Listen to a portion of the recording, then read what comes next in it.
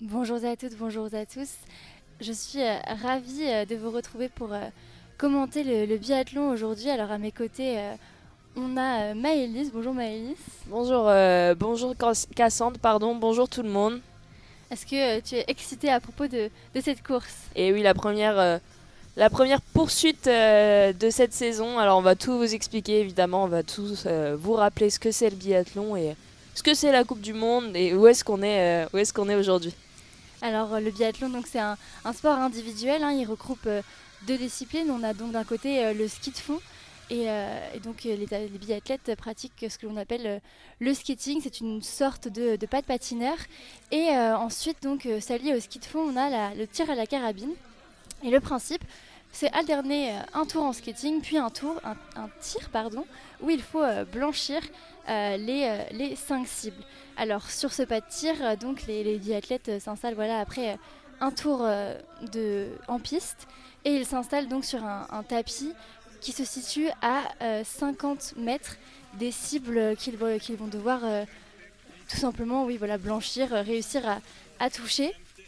Alors il existe deux types de tirs. On a le tir couché où les biathlètes vont s'installer donc à plat ventre sur leur pas de tir avec voilà, les jambes ouvertes et en tenant leur carabine de leurs mains fortes, voilà, la main droite ou la main gauche. Et ils vont donc viser une cible qui est environ grande comme une balle de golf, environ 4,5 cm de diamètre. Et ensuite, on a donc aussi des tirs debout. Les tirs debout sont donc, comme son nom l'indique, debout. Les biathlètes sont debout sur leur tapis et ils visent désormais une cible qui est l'équivalent à peu près à la taille d'un CD. Et donc, cette cible fait à peu près 11,5 cm de diamètre. Et ces cibles sont, quand elles ne sont pas encore réussies, elles restent noires. Et si le biathlète parvient à la toucher, elles vont devenir blanches. C'est pour ça qu'on parle de blanchir les cibles quand le biathlète réussit à blanchir ses 5 cibles sur son passage au pas de tir. Mais alors pourquoi on se retrouve aujourd'hui? Vous allez me dire, eh bien c'est la première étape de la Coupe du Monde. Alors qu'est-ce que c'est la Coupe du Monde? La Coupe du Monde c'est une étape, c'est plusieurs étapes avec plusieurs formats qui se passent fin de semaine et le week-end. Bon, aujourd'hui, c'est le week-end, ça a commencé le mardi, mais normalement ça commence plus le mercredi ou le jeudi. Il y a plusieurs types de courses. On a des courses individuelles et des courses collectives. Les courses collectives, ça sera principalement des relais, relais femmes, relais hommes et relais mixtes. Et les courses individuelles, donc comme ça l'indique, ça sera tout seul. Ils joueront seuls contre tous les athlètes. Et on a le sprint, l'individuel, la poursuite, la mass start qui se décline chez les hommes et chez les femmes. Chaque format rapporte des points et ces points vont compter au classement général. Le classement général, c'est celui qui a le plus de points qui le remporte. Et il va remporter le gros globe. À chaque étape, celui qui est en tête du classement général va porter le maillot jaune. Ce maillot jaune peut changer en cours d'une étape, c'est-à-dire que sur un sprint, ça peut être un athlète qui l'a et il va le perdre pour un autre athlète qui le portera par exemple à la poursuite le lendemain. Il y a aussi un maillot rouge. Alors le maillot rouge, c'est celui qui est en tête de chaque format, on appelle aussi chaque spécialité. Donc celui qui est en tête de la spécialité sprint, on va compter que les points qu'ils ont gagnés au sprint et celui qui est en tête va porter le maillot rouge à chaque sprint, s'il reste en tête évidemment, et il aura un petit globe à la fin de la saison. Alors quels sont les formats qu'on a eu ce week-end, Cassandre? Eh bien ce week-end, donc c'était comme tu l'as dit, la première étape. Nous sommes à Kontiolahti en Finlande et nous avons donc commencé mardi avec un individuel masculin de 20 km. Alors cet individuel est composé de 5 tours et ces 5 tours sont entrecoupés de 4 tirs. Donc nous retrouvons un tir couché, puis un tir debout, puis un tir couché, puis un tir debout. Et la particularité de cet individuel, c'est que lorsque l'on rate une cible, eh bien, on a une minute de pénalité qui est à rajouter à notre temps. Car en effet, c'est une course chronométrée, ce n'est pas une course en confrontation comme on va vous le décrire pour la poursuite tout à l'heure. Et donc, c'est le meilleur temps du premier athlète. Voilà, le premier athlète, c'est celui qui a le meilleur temps. Et donc, cette minute de pénalité coûte cher quand on loupe les cibles. Et donc, mardi, c'est Pensiloma qui s'est imposé face à tous les autres, et donc il a été suivi par Hartweg et l'Allemand David Zobel. Et hier, nous avons eu une autre étape, une autre course, pardon. Et oui, on a eu un sprint. Alors le sprint, ça ressemble beaucoup à l'individuel. La différence, c'est que c'est 2 fois plus court. Donc on va vous parler seulement du sprint homme. On vous parlera du sprint femme quand ce sera l'heure de la poursuite femme. Pour l'instant, le sprint homme, donc le sprint homme, c'est 10 km. Et au lieu d'avoir 4 tirs comme sur l'individuel, on en a seulement 2. Un tir couché, un tir debout. Et au lieu d'avoir 1 minute à chaque fois qu'il y a une cible qui est manquée, on a juste entre guillemets un anneau de 250 mètres. Et un anneau de 150 mètres à faire pour les athlètes, c'est environ 20 secondes chez les hommes, en tout cas environ 20 à 23 secondes, ça dépend de qui on parle.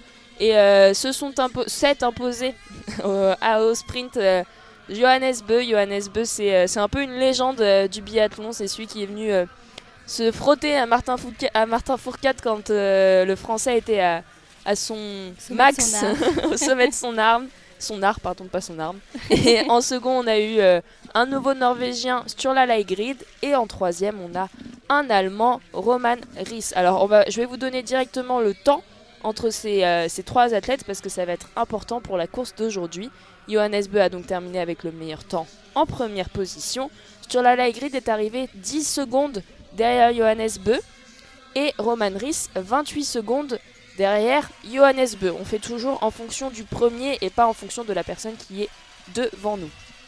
Donc aujourd'hui, on a la poursuite. Cassandre, je te laisse expliquer ce format. Et donc pour la poursuite, on prend les 60 meilleurs temps du sprint qui vont donc pouvoir participer à cette poursuite. Alors comme tu l'as dit, on prend donc les écarts du sprint qui a eu lieu hier, si je ne m'abuse.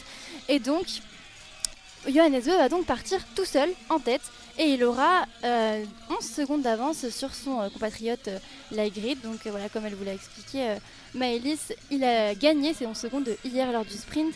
Roman Ries lui partira en 3e position avec 29 secondes. Et Samuelsson partira avec 36 secondes de retard sur Johannes Beu. C'est donc là d'où vient le terme poursuite. On part à la poursuite du premier. On part à la poursuite ici de Johannes Beu. Et notre premier français vient arriver en 5e position avec Emilien Jacquelin à plus de 40 secondes. Alors pour la poursuite, c'est le premier qui franchit la ligne qui va gagner. Il y a, comme pour l'individuel, 5 tours, sauf que cette fois, on a 4 tirs pour un total de 12,5 km. Alors on commence par 2 tirs couchés, puis 2 tirs debout, et chaque balle manquée équivaut à un anneau de pénalité de 250 mètres. Et où sont nos autres Français sur cette start list, Maëlys ? Eh bien, nos autres Français, notre maillot rouge, il va porter le maillot rouge aujourd'hui, Quentin Fillon-Maillet. Alors, il va le porter aujourd'hui, on est à la première étape de la Coupe du Monde. Mais c'est lui qui a remporté le petit globe du sprint la saison dernière. Donc, c'est lui qui va porter ce maillot rouge aujourd'hui. Il a fini 14e, 1 minute 16 secondes derrière Johannes Beu. On le rappelle toujours, les écarts en fonction du premier. Donc, quand Johannes Beu va partir, il va falloir attendre 1 minute 16 avant que Quentin Fillon-Maillet prenne le départ de sa course. On a ensuite Fabien Claude qui a fini dans un mouchoir de poche avec Quentin Fillon-Maillet, toujours 1 minute 16 derrière Johannes Beu. Il va être 15e, le 15e à partir, Fabien Claude. Antonin Guigona arrive 27e avec 1 minute 45 de retard. Le 34e sera Éric Perrault avec 1 minute 51 de retard. Et le 35e, le frère de Fabien Claude, Emilien Claude, qui partira avec quasiment 2 minutes, 1 minute 59 de retard sur Johannes Beu.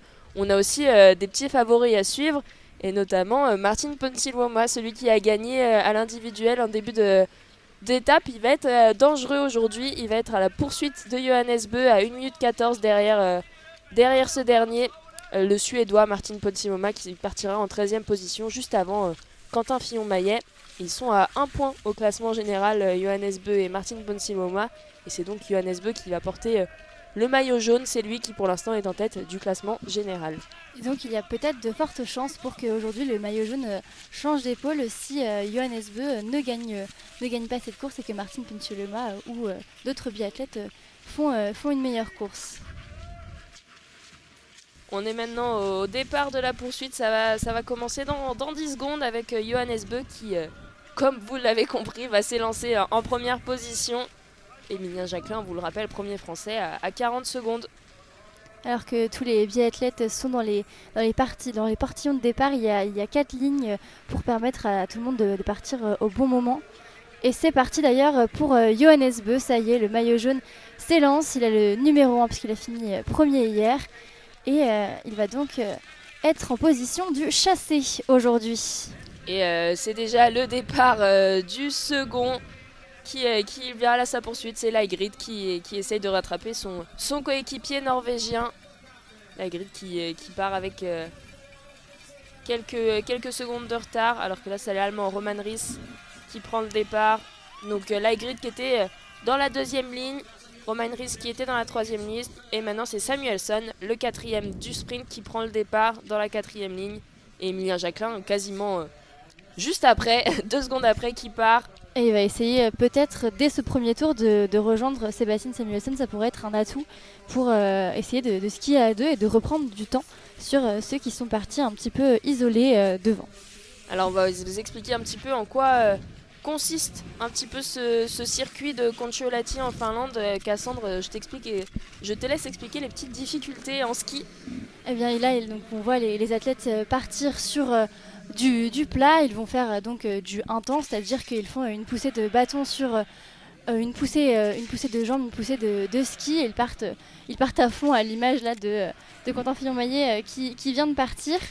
Et puis ensuite, ils vont se diriger vers le premier intermédiaire qui se situe dans une légère montée. Alors ça reste une montée, mais rien à voir avec la deuxième que je vais vous présenter tout à l'heure. Et donc, ils font une première petite montée qui peuvent quasiment tout monter en un temps avant de passer ce qu'on appelle du 2 temps. C'est-à-dire qu'ils vont faire pousser sur une jambe avec une poussée de bras. Mais par contre, l'autre poussée de jambe sera juste pour la glisse et pour essayer de monter. Et l'important dans ces montées, c'est de vraiment mettre les pieds vraiment devant pour essayer de gagner un maximum de vitesse, de garder un maximum de vitesse.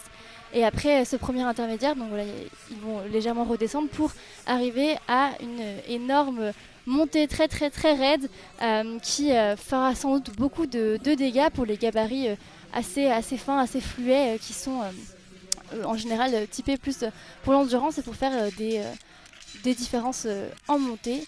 Et enfin, ils vont redescendre tranquillement à coups de petits méandres vers le pas de tir. Bien sûr, il faudra garder de la vitesse et pourquoi pas se mettre à l'aspiration derrière certains biathlètes pour ne pas se fatiguer de trop et surtout garder de la vitesse et espérer dépasser ceux qui sont devant, en garder plus que les autres. Alors que là, on a déjà les temps du premier intermédiaire. Évidemment, Johannes Bö qui est parti devant tout le monde et qui est arrivé devant tout le monde au premier intermédiaire. Et Emilien Jacquelin qui a réussi à rentrer dans les skis de Sebastian Samuelsson qui était juste devant lui. Emilien Jacquelin qui a repris les 3 secondes qui séparaient les deux biathlètes. Il va pouvoir skier avec Samuelsson et ça, c'est un avantage. Quand on est tout seul, on ne sait pas trop comment se placer, surtout sur une poursuite. On ne sait pas si on va trop vite, si on part trop vite, il peut y avoir des dommages sur la fin de la course. Et être à 2, ça permet de mieux contrôler sa course, surtout avec Sebastian Samuelsson qui, depuis le début de cette étape à Kontiolahti, est l'un des plus rapides sur les skis. Les Français qui ont un peu de mal, pardon. Oui, pardon, il faut faire attention à ne pas se laisser embarquer par un faux rythme. Mais comme tu le disais, avec Sebastian Samuelsson qui a fait le 2e temps de ski hier, on devrait avoir un Emilien qui est dans des bons temps. Alors que là, on les voit en 2 temps, les biathlètes, sur la grande montée, tu le disais, le 2e intermédiaire qui arrive. Et Laigrid qui perd du temps sur son compatriote norvégien, sur la Laigrid qui est parti avec 10 secondes sur Johannes Bö et qui maintenant a 14 secondes. Johannes Bö qui skie très vite dans ce premier tour, on le rappelle, le favori au gros globe de cette saison. Il a un peu favori toutes les années, ce Norvégien. Et il a une marge sur les skis, puisqu'hier il a fini premier du sprint en temps de ski avec plus de environ 20 secondes sur Sebastian Samuelsson. Donc une belle marge. Alors qu'on voit que Samuelsson et Emilien Jacquelin sont également rentrés sur le 3e Roman Ries. Et donc Emilien Jacquelin est théoriquement déjà en bataille pour la 3e place pour le podium. Et bien sûr, aucun des tirs ne sont passés, alors rien n'est joué. Ouais, c'est pas étonnant. On sait que Roman Ries est un peu plus faible sur les skis. Il a fait un bon tir hier et ça lui a permis de monter sur le podium. Et là, on attend de voir Quentin Fillon-Maillet. On le voit en bas de la descente en bas de la montée, pardon, de ce deuxième intermédiaire. Il va sûrement passer le français dans quelques instants. Là, c'est Bénédicte Doll, l'allemand, qui passe. Et Quentin Fillon-Maillet dans les skis de Bénédicte Doll et de Johannes Kuhn, deux allemands. Et il est à 1 minute 17 à présent, le français. Il n'a pas perdu grand-chose sur le norvégien, alors que Fabien Claude est à 1 minute 18. Bon, ça se joue dans un mouchoir de poche, mais les Français qui tiennent bien pour l'instant dans les skis sur Johannes Beu. Et Johannes Beu qui, tout seul, ne perd pas de temps. Et d'ailleurs, Johannes Beu qui arrive sur le pas de tir pour ce premier tir couché. Johannes Beu qui s'installe. Il est déjà à genoux sur son tapis. Il est à la cible 1. Il pose son coude gauche sur le tapis pour tenir son arme. Et c'est sa main droite qui va tirer. Johannes Beu, alors que Sturla Leigrid s'installe. Johannes Beu qui tire sa première balle, elle est dedans. La deuxième aussi, la troisième aussi. Johannes Beu qui tire très vite. La quatrième, elle est toujours dedans. Et un 5 sur 5 pour le premier tir couché de Johannes Beu. C'est maintenant Leigrid qui va commencer son tir. Et il a eu le temps de le finir avant même la première balle de son compatriote Leigrid qui, pour l'instant, est à 3 sur 3. 4 sur 4. Leigrid qui est réputé pour être un excellent tireur. Il nous le prouve encore avec également un 5 sur 5 pour l'instant. Les chassés ne se laissent pas rattraper. Et c'est reparti. Emilien Jacquelin qui vient d'arriver sur le pas de tir en même temps que Rhys et Samuelsson. Emilien Jacquelin qui arrive toujours en 4e position, juste derrière Samuelsson qui tire, première balle dedans. Jacquelin, les 2 balles dedans. Rhys, il y a pour l'instant 2 partout pour les 3 biathlètes. Jacquelin qui met un petit peu de temps pour sa 3e balle, elle est dedans. Samuelsson a déjà fait le 5 sur 5. Il reste une balle à Emilien Jacquelin, elle est dedans. Et Roman Rhys aussi. Les 5 sur 5 pour les 3 biathlètes qui étaient en même temps sur le pas de tir. Alors que Quentin Fillon-Maillet va commencer lui son tir. Et ces 5 biathlètes qui avaient déjà un petit peu d'avance sur leurs poursuivants, ils ne vont pas laisser beaucoup de chance pour l'instant aux autres pour les rattraper, d'autant qu'il y a quelques erreurs. Alors Christiansen et Andersen, les Norvégiens, ne font pas d'erreur. Johannes Dalle, on a fait 2, David Zobel 1, Jesper Nedin une seule aussi. Et Quentin Fillon-Maillet finit son tir et c'est également un 5 sur 5 alors que Fabien Claude a raté 2 balles. Fabien Claude qui va donc aller faire 2 anneaux de pénalité, ce qui va lui coûter 50 secondes aux Français, alors que le frère de Johannes Beu, Tarjei Bø, vient de faire un 5 sur 5. On voit les 5 sur 5 qui s'enchaînent, ça fait mal de faire même une erreur comme le Lituanien Strolia qui vient d'en commettre une. Et Antonin Guigonaï sur le pas de tir, le Français qui rate sa 2e balle, il a mis sa première. On est toujours une balle ratée sur son 4e tir. Et ça sera une seule erreur pour Antonin Guigonaï qui va aller faire son anneau de pénalité. Et le frère de Fabien Claude, Florent Claude, qui court sous les couleurs belges, est arrivé aussi sur le pas de tir, alors que la réalisation nous remontre le tir de Johannes Beu, les balles parfaitement centrées du Norvégien. Un petit peu tendance un petit peu à droite, mais vraiment légère, il était vraiment large. Et des nouvelles de nos plus jeunes Français. Alors Emilien Claude, à l'image d'hier, où il avait fait un 10 sur 10, rempli ses 5 cibles. En revanche, Éric Perrault, un petit peu plus compliqué puisqu'il a fait 2 erreurs. Ouais, Éric Perrault, ça va être compliqué. On sait que les jeunes Français, évidemment, ils découvrent petit à petit la Coupe du Monde. Et il y a un petit peu de retard sur les skis face aux favoris. Et faire des erreurs, ça coûte cher. Alors que là, on est déjà passé au premier intermédiaire pour Johannes Beu et Leigrid. Leigrid qui a maintenant 20 secondes sur Johannes Beu de retard. C'est Johannes Beu qui fait c'est la fusée de ce début de poursuite. Il a été vite au tir, il a été vite au ski et il met 20 secondes à tout le monde. Et quand il réussit, en général, il est imprenable, hein. Il fait des tirs stratosphériques à une vitesse folle et comme tu l'as dit, toujours des excellents temps de ski. Si les athlètes derrière veulent le rattraper, il faudra compter sur ses erreurs. Alors qu'Emilien Jacquelin vient de mettre une attaque à Samuelsson et Rhys, il est passé sur la droite des 2 biathlètes et il a vu qu'il le suivait très bien, donc il s'est arrêté, ils vont courir à 3. Et la tendance se confirme puisque Samuelsson, Jacquelin et Roman Rhys passent avec 52 secondes de retard alors que Samuelsson était parti avec 36 secondes, Jacquelin avec 40 secondes. Alors finalement, et Roman Rhys avec 29 secondes. C'est donc bien Johannes Bö qui a accéléré sur tout le monde et pas forcément les autres qui sont en perdition. C'est vraiment l'ogre norvégien qui est motivé cette année pour reconquérir son gros globe de cristal. Il ne va pas le laisser aussi facilement. Et ça va déjà vite, il est déjà au deuxième intermédiaire, Johannes Bö, il entame cette montée. L'intermédiaire du 4 km 4. On est maintenant à 10 minutes de course pour Johannes Bö. Évidemment, les autres ont quelques secondes de retard vu qu'ils ne sont pas partis au même moment. Johannes Bö qui arrive à cet intermédiaire alors que Sturla Lægreid commence tout juste la montée. Et ça peut être intéressant pour Sturla Lægreid d'essayer de se caler sur le rythme de Johannes Bö quand on a son chassé entre guillemets en visu, sa proie si je puis dire. C'est plus facile pour essayer de réaccélérer au moment où son adversaire temporise un petit peu, et donc en général c'est plus facile pour revenir. Mais bon, c'est quand même Johannes Bö, ça va être compliqué pour Sturla Lægreid s'il ne fait pas d'erreur devant. Sturla Lægreid toujours avec cette vingtaine de secondes de retard sur Johannes Bö, et Emilien Jacquelin toujours qui a pris la tête de ce trio Jacquelin, Riis, Samuelsson. Emilien Jacquelin qui décide d'imposer son rythme aux Suédois et à l'Allemand. Et ils vont passer avec encore une quarantaine de secondes de retard sur Johannes Bö. Même une cinquantaine même, et Emilien Jacquelin qui poursuit sur sa lancée hier, hein, on en parlait, les Français qui avaient un petit peu plus de mal sur les skis depuis le début de l'étape.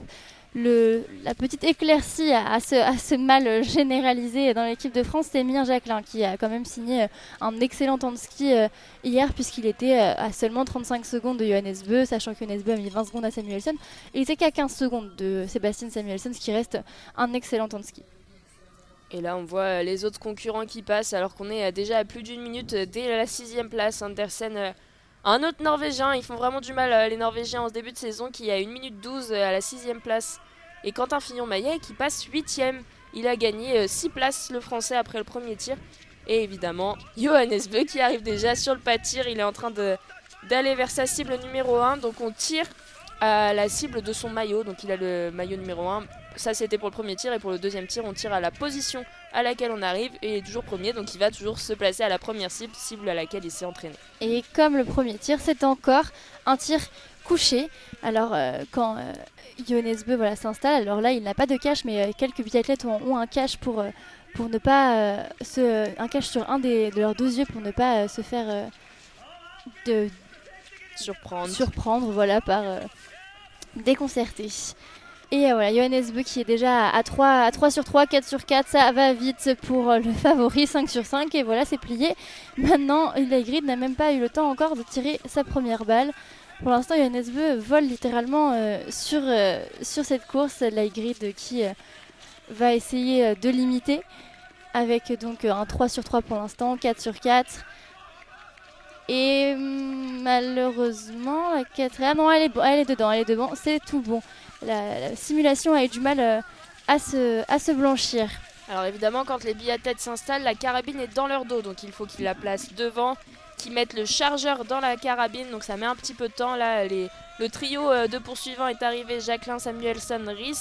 Les trois ont la carabine en main et ont commencé leur tir. On a un 3 sur 3 pour le trio pour l'instant. Roman Riis qui loupe sa quatrième balle. Un 4 sur 5 pour Roman Riis, et Samuelsson et Jacquelin qui font le plein. Ils vont continuer d'être à la poursuite des deux Norvégiens devant, alors que les écarts commencent à se stabiliser. Jacquelin, Samuelsson qui vont encore passer avec une cinquantaine de secondes de retard sur Bö, et Lægreid toujours à 20 secondes de retard sur Bö, alors que derrière Christiansen, le Norvégien, fait le plein. Andersen va louper une balle, ça va être un 4 sur 5 pour encore un Norvégien. Quentin Fillon-Maillet a commencé son tir, il est pour l'instant à 2 sur 2, le Français. Le maillot rouge, on le rappelle, 4 sur 4, il lui reste une balle, il faut blanchir cette cible s'il veut avoir un espoir, et ça sera loupé. Quentin Fillon-Maillet qui va devoir aller tourner. Ça va lui faire beaucoup de retard alors qu'il avait déjà plus d'1 minute 30 de retard sur Johannes Bö. Et Christiansen qui est parti 10ème, mais à hauteur pour l'instant d'un très bon début de course avec un 10 sur 10 comme les 4 premiers. Il est désormais 5ème, donc de la 10ème à la 5ème place. En revanche, Roman Riis avec une erreur est passé de la 3ème à la 6ème. Et on a un nouveau Français sur le pas de tir, ça ne s'arrête pas. Fabien Claude maintenant qui va commencer son tir et la simulation qui s'est arrêtée. Donc on va revoir le tir de l'Hygrid. L'Hygrid qui a des balles qui partent plutôt à droite. Ouais, c'est pas, il a pas fait de cordon. Un cordon, c'est... Ah si, il en a fait un. Voilà, il suffisait que sa 5e balle fasse un cordon pour que je vous l'explique. Donc il y a un petit rebord entre la cible couchée et la cible debout. Et ce petit rebord, il fait que la balle peut basculer à l'intérieur du tir couché ou peut basculer à l'extérieur. Et cela peut faire blanchir la cible ou alors pas du tout et aller faire un tour de pénalité pour le biathlète. Et l'Hygrid, il a eu de la chance, la balle a blanchi la cible, sa 5e cible. Donc pas de tour de pénalité pour le Norvégien. Et toujours une vingtaine de secondes sur Tarjei Bø. Et on n'a pas parlé... Johannes, pardon. Tarjei est derrière. Sur Johannes Bø, oui. Tarjei Bø, c'est le frère de Johannes Bø. Ils ont le même nom de famille et c'est bien des frères. Comme par exemple la fratrie Claude, où les 3 frères sont sur le circuit avec Florent Claude pour l'équipe de Belgique, mais également Fabien Claude et Emilien Claude pour les Français.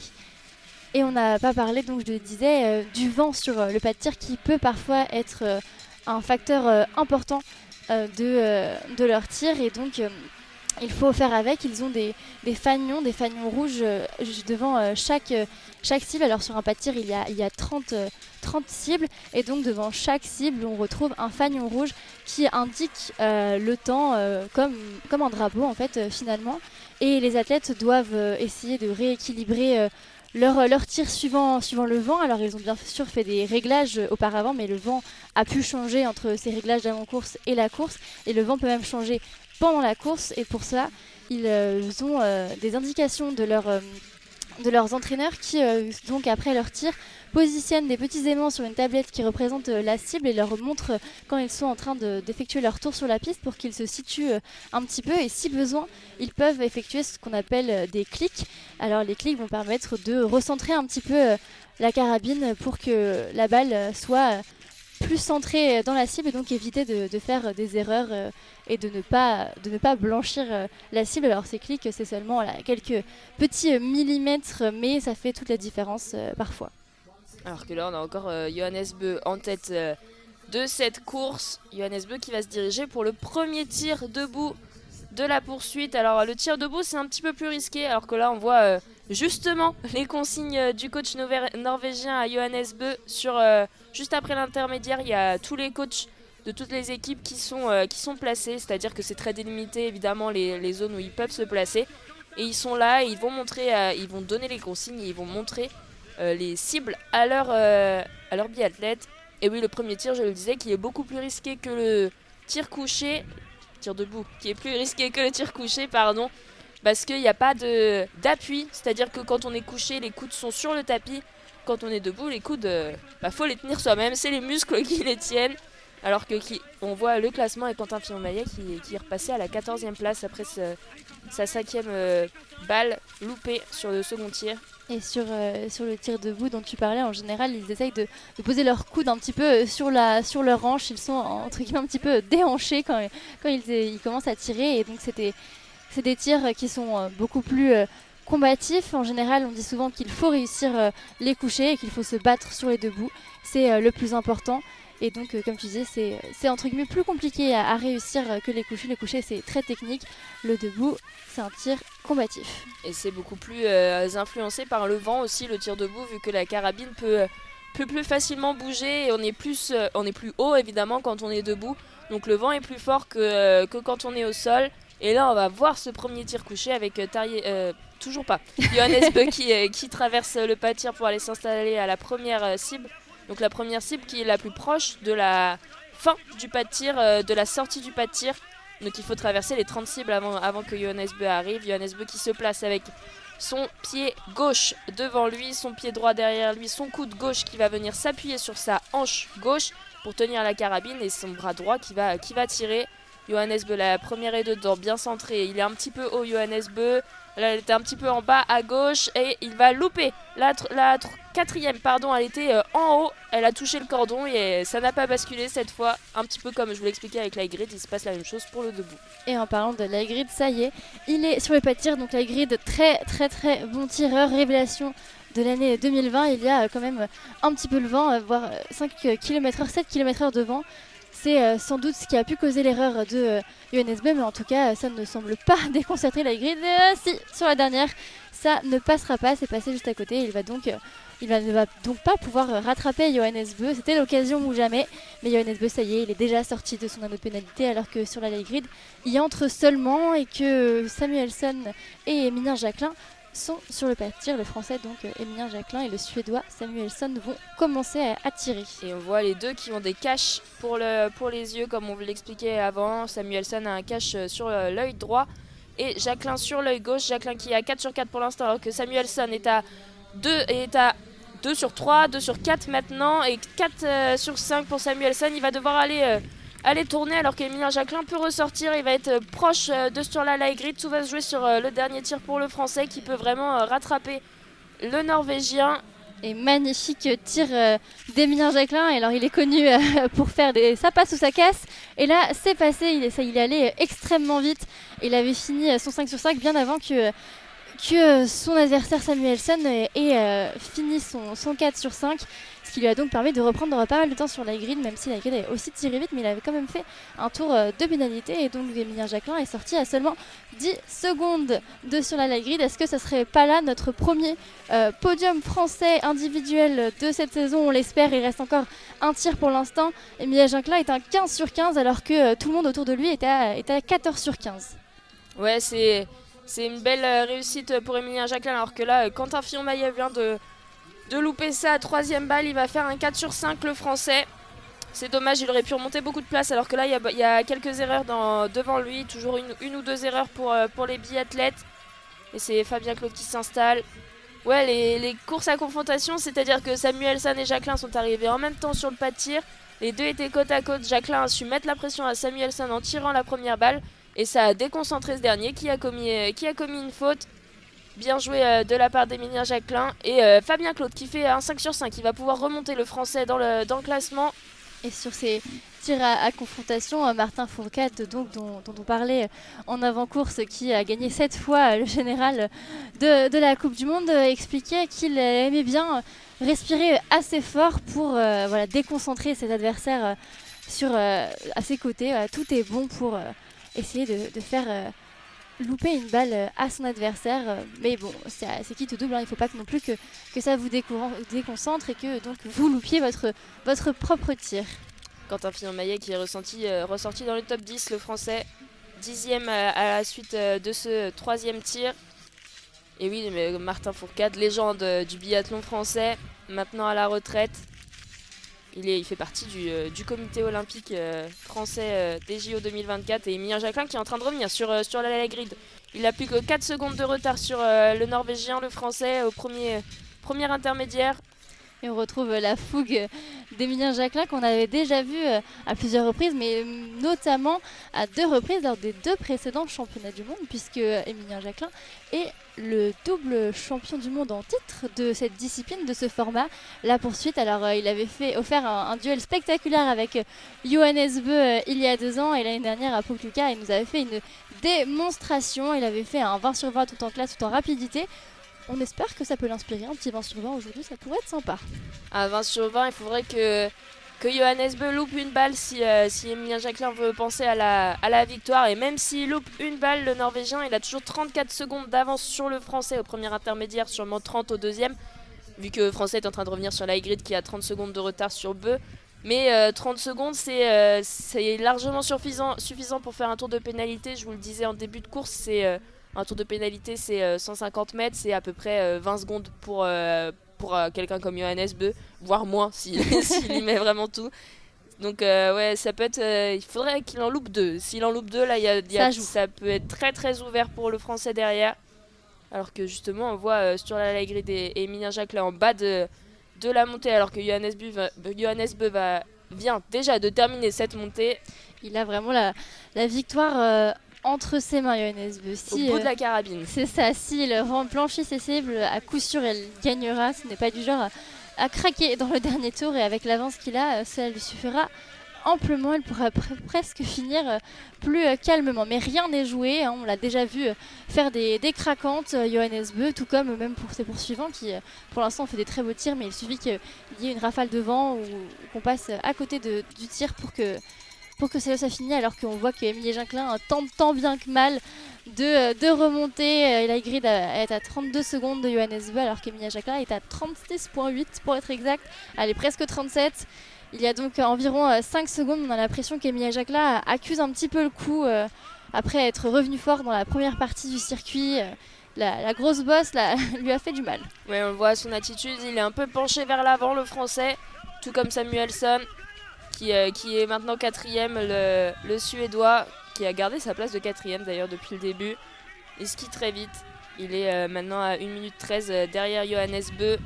Et c'est en général un petit peu parfois le moment le plus dur de la course, parce qu'après le quatrième tir, voilà, soit on donne tout pour le podium, pour les places, soit bon, voilà, on sait que c'est entre guillemets un petit peu fini, même si on se bat toujours pour la meilleure place possible. Mais la fin de ce troisième tour où encore rien n'est joué, il faut encore faire un tir derrière qui peut complètement tout changer et ruiner le travail qu'on a déjà fait. C'est en général très compliqué pour tenir, pour garder une motivation sans faille. Et là on est déjà à 9,5 km alors que il reste donc 3 km avant l'arrivée. Et Johannes Bö qui s'installe encore pour un dernier et deuxième tir debout.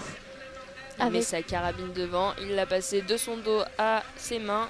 Et puis c'est parti pour Johannes Bö. On aperçoit son entre-terre derrière qui regarde à la jumelle les impacts de ses cibles. Et très très très haut, cette première balle qui est loupée. Il rectifie le tir en tout cas pour la deuxième et la troisième. Et encore sur le côté, ça laisse une ouverture, 2 balles loupées sur 5. Ça veut dire qu'il a fait donc un 3 sur 5. Il va faire 2 tours de pénalité. Tout est possible pour la grille d'Emilien Jacquelin. Il faut faire un 5 sur 5. Ouais, elle était très très haute la première. Elle était bien loin de la cible. Et la deuxième en bas à droite, qui était aussi très loin. C'était pas du tout des cordons. Les balles qui ont été bien loupées par Johannes Bö, il les a loupées, il les a bien loupées. Sturla Grid qui commence son tir alors qu'Emilien Jacquelin vient de mettre son œil dans le viseur. Sturla Grid 3 sur 3. Emilien Jacquelin qui tire sa première balle, elle est dedans. Sturla Grid qui fait une erreur, c'est l'occasion pour Emilien Jacquelin, il faut qu'il fasse un 5 sur 5. Il essaye de temporiser, il a peut-être un petit peu de stress le français. 2 sur 2. Ah, la troisième est dehors, pour le français, ça va être... il a fait 2 erreurs et il vient taper avec sa main gauche sa carabine. Il sait qu'il avait la victoire au bout de ce tir. Et le podium n'est plus désormais acquis avec ces 2 tours. Un tour aurait suffi, mais là Samuelsson arrive sur le pas de tir et c'est désormais Samuelsson qui a peut-être entre ses mains une possibilité de podium. Emilien Jacquelin bien sûr il est déjà sur la note pénalité, alors il va se dépêcher pour faire ces 2 tours. La grid qui est donc ressortie à 12 secondes de Johannes Bö et sera quand même revenu assez proche. Au final il garde un petit peu les écarts d'hier. Alors la course n'est pas finie, Samuelsson qui vient de faire une erreur. Normalement Emilien Jacquelin devrait ressortir devant Sébastien Samuelsson, à moins que Roman Ries se vienne chipper cette 3e place à Emilien Jacquelin. Il est à 4 sur 4 l'Allemand. Et non, la dernière ne sera pas dedans. Et donc c'est bien Emilien Jacquelin qui ressort à 44 secondes de Johannes Bö. Et pour l'instant, pas de poursuivant en vue. Non, la 3e place est acquise pour Jacquelin, mais si Samuelsson n'avait pas fait d'erreur, on a vu qu'il arrivait exactement au même moment où Emilien Jacquelin sortait de la note pénalité. Alors que là, on a Quentin Fillon-Maillet sur le pas de tir. C'est l'occasion de reprendre des places. Il y a eu des erreurs devant, de reprendre des secondes devant tout le monde, peut-être finir dans un top 6. Et bien Fillon-Maillet, 2 sur 2. La 3e est dehors. Ce tir est vraiment compliqué pour tous les biathlètes. 4 sur 5 pour Fillon-Maillet à la fin, alors que Andersen fait 3 erreurs. Est-ce que David Zobel ou Fabien Claude seront les premiers à faire un 5 sur 5 sur le dernier tour? Fabien Claude c'est le cas et David Zobel aussi. David Zobel qui est donc allemand. Ils vont reprendre pas mal de place sur ce tir parce que tout le monde a tourné au moins 1, 2, voire 3 fois. Et donc c'est une très bonne opération de réussir au 5 sur 5 comme quand tout le monde tourne. Bravo à eux. Ouais, Fabien Claude qui va remonter, à mon avis, il est 8ème maintenant. Le français, alors que là on revoit les balles de Sturla Grid, elle était en haut à gauche, celle qu'il a loupée, elle était bien loin. On voit Siegfried Mézé, l'entraîneur norvégien. L'entraîneur français norvégien qui entraîne la Norvège. Il a soufflé sur cette balle de Sturla Grid. Elle était très très loin, alors que Johannes Bö donne tout pour cette victoire. Il sait que Sturla Grid est seulement 12 secondes derrière lui. Et là il n'y a pas d'équipe, c'est une individuelle, c'est pas parce qu'ils sont tous les deux norvégiens qui vont céder et qui vont pas se battre. Alors évidemment Johannes Bö est devant Laigrid au classement général, mais Laigrid il veut aussi ses points, il veut aller chercher Johannes Bö. La grille à 15 secondes derrière. Et donc les 6 premiers, on ne l'a pas précisé, mais en biathlon, les 3 premiers montent sur le podium. Et les 6 premiers font partie de la cérémonie des fleurs. Donc comme son nom l'indique, ils ont des fleurs. Et en général, un petit cadeau. Alors je sais qu'à Contolarty, ils ont eu un torchon et une planche à découper. Voilà, chacun ses coutumes. Et donc c'est pour ça que c'est aussi sympa de voir des Français finir dans le top 6. Mais en l'occurrence... il n'y a que Émilien Jacquelin qui lui est sur le podium en tant que Français dans ce top 6. Et il donne tout sur le dernier tour, Émilien Jacquelin. Il a peut-être un petit peu la rage et puis il sait surtout qui y a derrière lui. Il a la rage d'avoir loupé ses 2 balles. Il savait qu'avec une balle déjà il pouvait jouer avec l'Aigrid pour la 2e place. Et derrière c'est Samuelsson. Bon, Samuelsson il a toujours 22 secondes de retard sur Émilien Jacquelin. Et on a aussi pour la 6e place Jasper Nelin, le Suédois qui est pour l'instant à la 6e place. Mais Fabien Claude qui a seulement quelques secondes de retard sur Jasper Nelin. Ça peut se jouer pour le Français s'il donne tout sur le dernier tour. Fabien Claude qui a fait une belle remontée. On rappelle qu'il était parti 15e et qui joue maintenant pour la 6e place. Et on a vu, tu parlais de la frustration d'Émilien Jacquelin. Il a un petit peu tapé sur sa carabine en la remettant sur son dos. Très frustré et il est très émotionné. En tout cas, il montre beaucoup ses émotions, Émilien Jacquelin, à l'instar d'autres biathlètes comme par exemple Antonin Guigona qui sont assez, pas caractériels, mais qui montrent en tout cas quand ils sont contents et quand ils ne le sont pas. Et il n'était pas très content de ce dernier tir, Émilien Jacquelin. Il a des ambitions, le Français. Il veut terminer haut dans le classement général, tout comme Quentin Fillon-Maillet. Quentin Fillon-Maillet avait annoncé vouloir le gros globe cette saison. Ça va être compliqué, ça va être très compliqué avec ce début de saison, cette première étape. Quentin Fillon-Maillet qui donc, on ne l'a pas précisé, mais a gagné le gros globe l'année dernière. Alors il veut le défendre bien sûr, mais c'est vrai que comme tu disais, il n'a pas fait de très très bonne place. Je suis même pas sûre qu'il ait fait un top 10.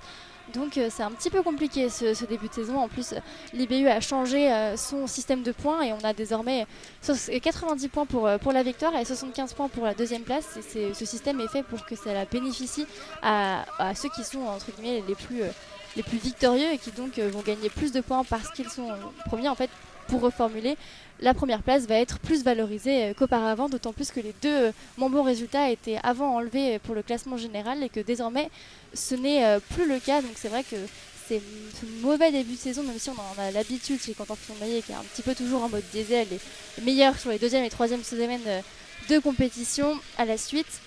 C'est vrai que ça va sans doute lui coûter cher et face à un Johannes Beu qui là déroule si je puis dire. Bon, il avait quand même que une dizaine de secondes d'avance, mais voilà, il a su maîtriser et il arrive avec son maillot jaune et il va garder son maillot jaune face donc à Pantilobin en l'occurrence qui était 2e. Là, il ne va que renforcer son avance. Ouais, la dernière ligne droite de Johannes Beu. Il est resté un dernier virage, il y est arrivé, il fait la dernière ligne droite. Il lui reste 10 mètres avant la ligne d'arrivée. Il est déjà en train de fêter avec le public et il vient de passer cette ligne d'arrivée. 32 minutes 44 pour effectuer ces 12 km 5 pour Johannes Beu. 12 km 5 évidemment entrecoupé de 4 tirs comme vous l'avez suivi. Sur la light grid aussi qui profite un petit peu du public. Un public un peu présent sur la droite des biathlètes quand ils arrivent dans cette dernière ligne. C'est vraiment tout droit et il y a une petite tribune qui se situe à leur droite qui est un petit peu bien remplie on va dire aujourd'hui à Kontiolahti pour le temps alors qu'il fait très mauvais. Il n'a pas l'air de faire très chaud en Finlande. Je crois qu'ils ont un petit peu l'habitude par là-bas, mais c'est vrai que ça fait plaisir de voir une tribune remplie. Début de semaine c'était pas super rempli, hein. On était bien sûr en milieu de semaine alors qu'Émilien Jacquelin bon il est content mais un petit peu on le voit un peu déçu, il sait qu'il aurait pu mieux faire. Il a moins fêté que les 2 Norvégiens qui sont arrivés aux 2 premières places. Il était un peu moins heureux, même si là il a le sourire et il monte sur le podium. C'est le premier podium individuel français de cette saison et c'est Émilien Jacquelin qui va remporter cet honneur de faire ce premier podium à la 3e place. Et Samuelsson qui va lui juste franchir la ligne à la 4e place. Et on va attendre la bataille pour la 6e place. On ne sait pas trop où en sont les Français. Alors que là, je vois Jasper Nelin au bout de la ligne droite arriver pour la 6e place, alors que Roman Ries vient juste de passer la ligne. Il n'y aura sûrement pas de Français, pas plus de Français qu'Émilien Jacquelin dans le top 6. Mais ça va être Fabien Claude qui va arriver en 7e position. On voit le Français qui a commencé sa ligne droite et qui est un petit peu tout seul. Il va passer tranquillement cette ligne d'arrivée. 7ème Fabien Claude avec 1 minute 40 de retard sur Johannes Beu. Il se battait avec Zobel pour la 7ème place. Et il a réussi à remporter cette 7ème place. Et Quentin Fillon-Maillet qui a entamé aussi cette dernière ligne droite et qui va faire son top 10 de la saison. Premier top 10 pour Quentin Fillon-Maillet, 10ème. Et qui par contre va donc perdre son dossard rouge au profit de Monsieur Dossard jaune, Monsieur Johannes Beu, qui va donc avoir sur la prochaine poursuite un dossard bicolore et jaune et rouge. Pourquoi se priver quand on peut avoir les deux? Et Émilien Jacquelin qui va permettre à l'équipe de France de mettre une deuxième petite gommette. On sait qu'au sein du staff, quand on a une première, deuxième ou troisième place, il y a des petites gommettes qui sont accolées sur un tableau. Et donc la première gommette, c'était bien sûr le relais masculin où la France a fini troisième avec le premier podium notamment du jeune Éric Perrault qui a fait un relais absolument incroyable. Et donc voilà cette deuxième petite gommette toujours en bronze, mais c'est déjà ça pour lancer la saison. Et puis peut-être que les filles tout à l'heure vont réussir également à nous racheter quelques gommettes à ce tableau. Alors pour vous tenir au courant de l'arrivée des autres Français, donc pour rappel, Émilien Jacquelin 3ème avec 47 secondes de retard sur Johannes Beu. Fabien Claude 7ème avec 1 minute 40 de retard toujours sur le Norvégien. Quentin Fillon-Maillet 10ème avec quasiment 2 minutes, 1 minute 55 de retard et 3 pénalités, 3 fautes pour le Français. Il aurait pu remonter s'il avait réussi à blanchir toutes ses cibles. Ensuite, on a Antonin Guigonat qui a fini 33ème. Il a reculé de 6 places, le Français. Éric Perrault, le jeune Éric Perrault, tu en parlais juste avant, qui a perdu 3 places. Il est 37ème à l'arrivée de cette poursuite. Il reste dans les points. Et il reste dans les points. Et Émilien Claude qui était 35ème et qui finit 43ème avec 4 minutes 20 de retard sur Johannes Beu et 4 pénalités alors qu'Éric Perrault en avait 5. Donc on voit qu'Éric Perrault a fini devant Émilien Claude avec une pénalité en plus parce qu'il il skie plus vite. Le biathlon c'est un sport de tir et un sport de ski et ça c'était un bel exemple pour vous le montrer. En fonction des pénalités qu'on a, ça ne veut pas forcément dire qu'on va finir premier, c'est aussi le ski. Par exemple, hier, Johannes Beu finit premier avec une faute, mais avec son avance de 27 secondes en temps de ski devant Sturla Holm Laigrid. Et bien Laigrid a pris la deuxième place malgré son 10 sur 10. Et bien même aujourd'hui, Johannes Beu a fait 3 fautes et les Sturla Laigrid, Émilien Jacquelin, Samuelson, Roman Ries, Jasper Nyin, Fabien Claude et d'autres, et j'en passe, ils ont fait seulement 2 erreurs. Et oui, il y avait aussi le petit retard, mais le petit retard n'était pas si important que ça pour tous les athlètes. Alors que Émilien Jacquelin avait été parti à 39 secondes de retard derrière Johannes Beu. Il est maintenant à 47 secondes de retard alors qu'il a fait une erreur en plus. C'est la folie et la grandeur de monsieur Johannes Beu qui exprime, c'est de l'art quand on le regarde. Et je crois qu'on peut dire que Johannes Beu is back. L'année dernière, il avait loupé les 3 dernières épreuves de la saison. Bon, il avait fait de merveilleux Jeux Olympiques, ça c'est sûr, avec de nombreux titres en collectif et en individuel. Mais sa dernière victoire avant le sprint d'hier sur la Coupe du Monde remontait quand même au Grand Bornand, même en 2021, fin 2021, en décembre. Et donc voilà, Johannes Beu a montré ses ambitions, Johannes Beu is back et a de l'avance maintenant au classement général de la Coupe du Monde.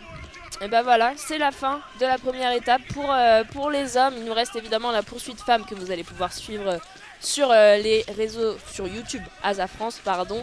Et évidemment, vous pouvez nous donner vos commentaires et ce qu'on pourrait améliorer sur les réseaux sociaux ASA France. Et on espère que vous avez apprécié suivre cette poursuite homme de biathlon. Et évidemment, on va continuer à commenter le biathlon. On se retrouve la semaine prochaine à Holzfilzen en Autriche pour un sprint homme le 9 décembre. Et évidemment, ça sera à suivre sur les réseaux sociaux de ASA France et sur le YouTube ASA France surtout. Et voilà, qu'est-ce que je peux vous dire à part bonne journée et à tout de suite parce qu'il y a la poursuite femme et il va falloir suivre. Il y a des choses intéressantes dans les poursuites dans les premières, dans la minute. Il va y avoir des rebondissements. En tout cas, si vous nous laissez là, bonne journée. Et puis sinon, on vous retrouve à tout à l'heure, Cassandre. À tout à l'heure, Maëlys.